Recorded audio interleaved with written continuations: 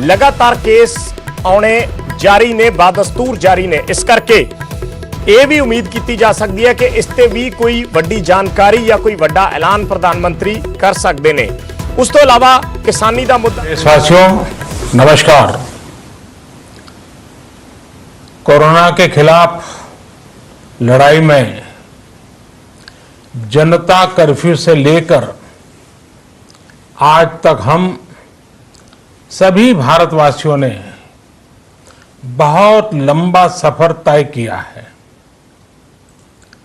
समय के साथ आर्थिक गतिविधियों में भी धीरे धीरे तेजी नजर आ रही है।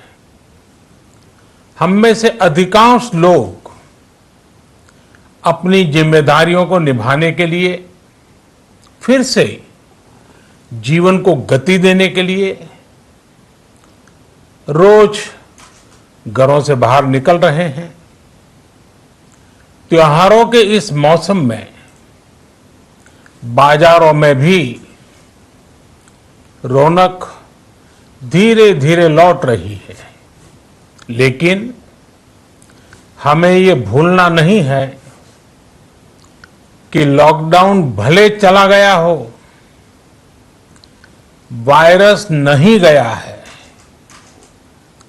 बीते 7-8 महीनों में प्रत्येक भारतीय के प्रयास से भारत आज जिस संभली हुई स्थिति में है, हमें उसे बिगड़ने नहीं देना है और अधिक सुधार करना है।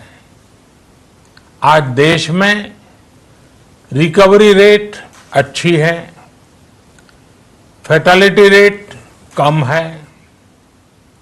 भारत में जहां प्रति 10 लाख जनसंख्या पर करीब 5,500 लोगों को कोरोना हुआ है, वहीं अमेरिका और ब्राजील जैसे देशों में ये आंकड़ा 25,000 के करीब है।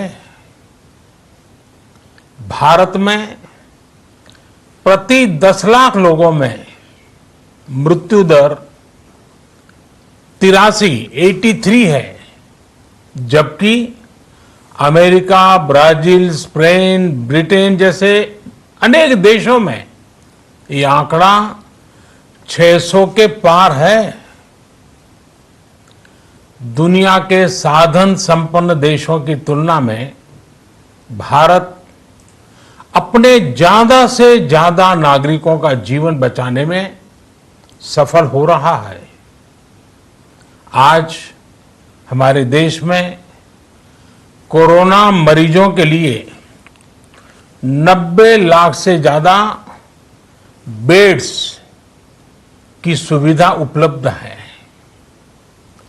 12,000 क्वारंटाइन सेंटर्स है। कोरोना टेस्टिंग की करीब 2,000 लैब्स काम कर रही है। देश में टेस्ट की संख्या जल्द ही 10 करोड़ के आंकड़े को पार कर जाएगी। कोविड महामारी के खिलाफ लड़ाई में टेस्ट की बढ़ती संख्या हमारी एक बड़ी ताकत रही है। सेवा परमो धर्म के मंत्र पर चलते हुए हमारे डॉक्टर, हमारे नर्सिस, हमारे हेल्थ वर्कर्स, हमारे सुरक्षाकर्मी और भी सेवा की बढ़ती संख्या हमारी एक बड़ी ताकत रही है। सेवा परमो धर्म के मंत्र पर चलते हुए हमारे डॉक्टर, हमारे नर्सिस, हमारे हेल्थ वर्कर्स, हमारे सुरक्षाकर्मी और भी सेवा के भाव से काम करने वाले लोग इतनी बड़ी आबादी की निस्वार्थ सेवा कर रहे हैं।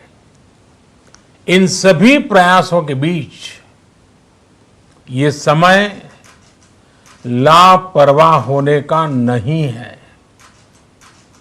ये समय ये मान लेने का नहीं है कि कोरोना चला गया या फिर अब कोरोना से कोई खतरा नहीं है।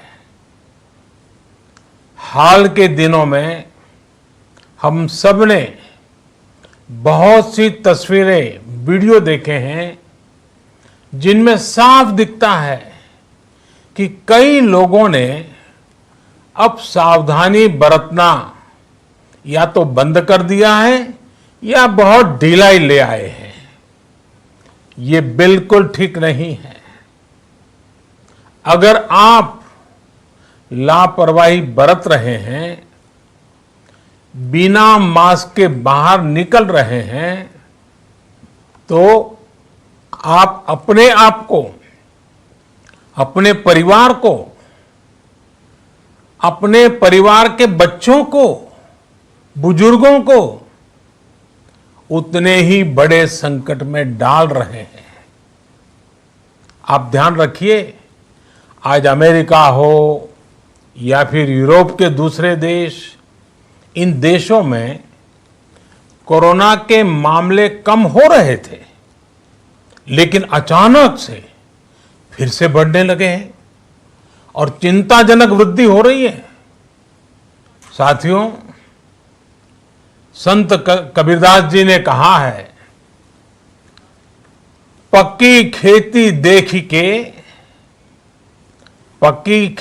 देख के गर्व किया किसान, अजहू जोला बहुत है, घर आवे तब जान।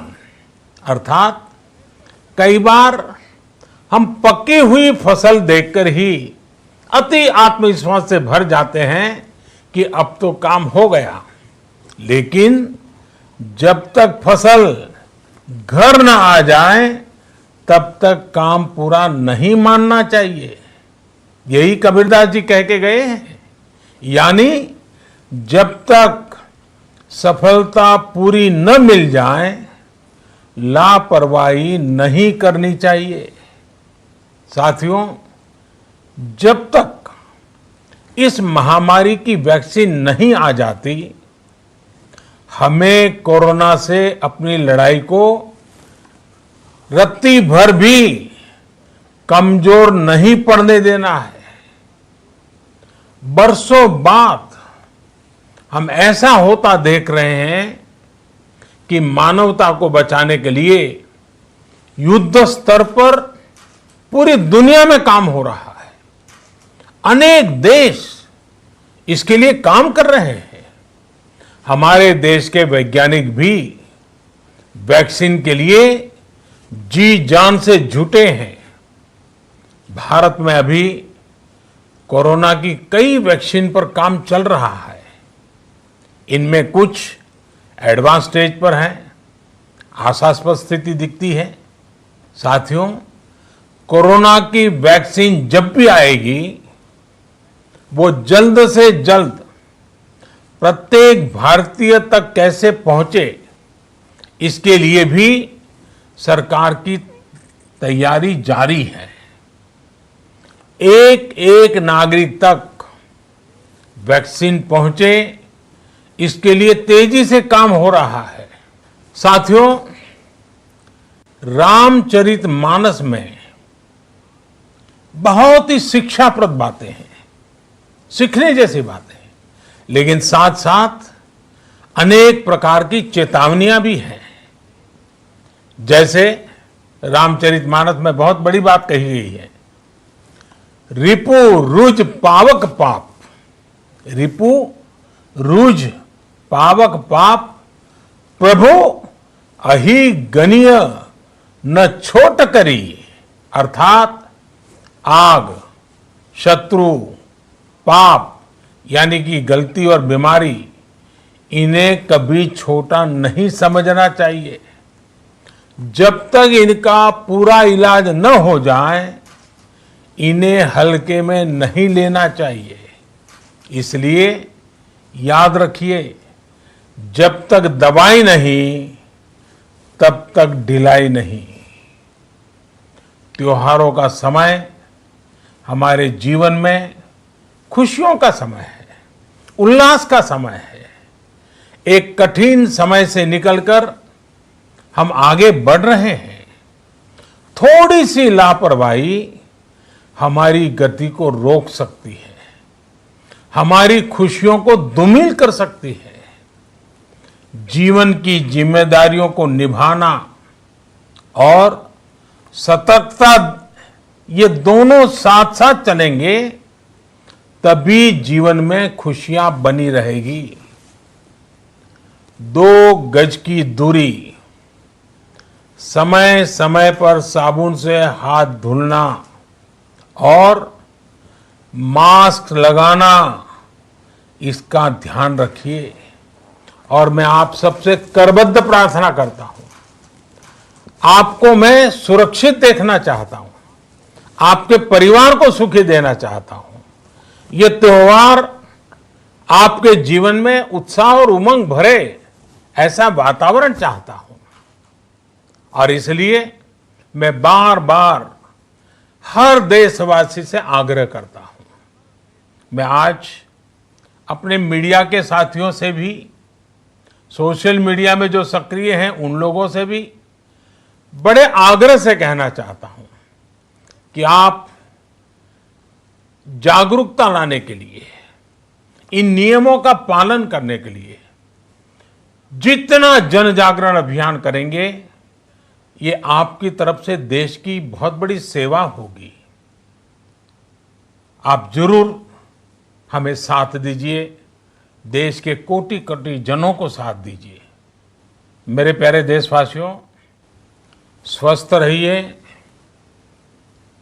तेज गति से आगे बढ़िए और हम सब मिलकर के देश को भी आगे बढ़ाएं। इन्हीं शुभकामनाओं के साथ नवरात्र, दशहरा, ईद, दीपावली, छठ पूजा, गुरु नानक जयंती समेत सभी त्योहारों की सभी देशवासियों को एक बार फिर से बहुत बहुत बधाई देता हूं। धन्यवाद।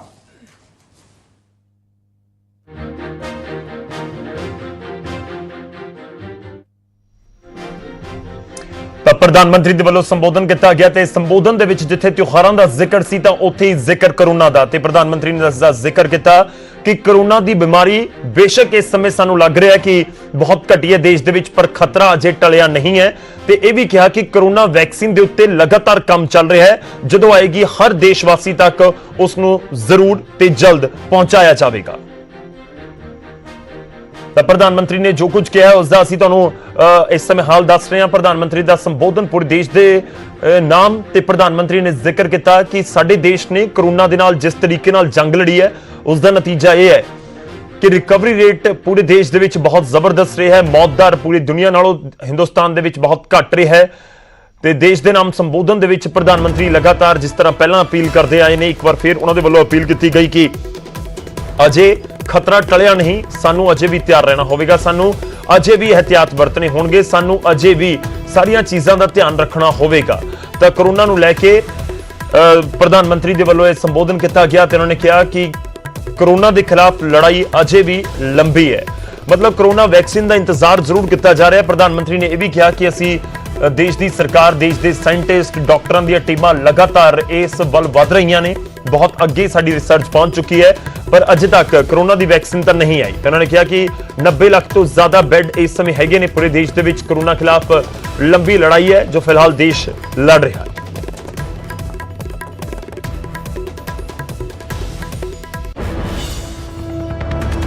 ਇੱਕ ਛੋਟੇ ਜਿਹੇ ਬ੍ਰੇਕ ਲਈ ਅਸੀਂ ਇੱਥੇ ਰੁਕਦੇ ਹਾਂ। ਬ੍ਰੇਕ ਤੋਂ ਬਾਅਦ ਵਾਪਸ ਆਵਾਂਗੇ। ਅੱਜ ਦੇ ਮੁੱਦੇ ਦੇ ਉੱਤੇ, ਕਿਸਾਨਾਂ ਦੇ ਮੁੱਦੇ ਉੱਤੇ ਚਰਚਾ ਦੀ ਸ਼ੁਰੂਆਤ ਕਰਾਂਗੇ।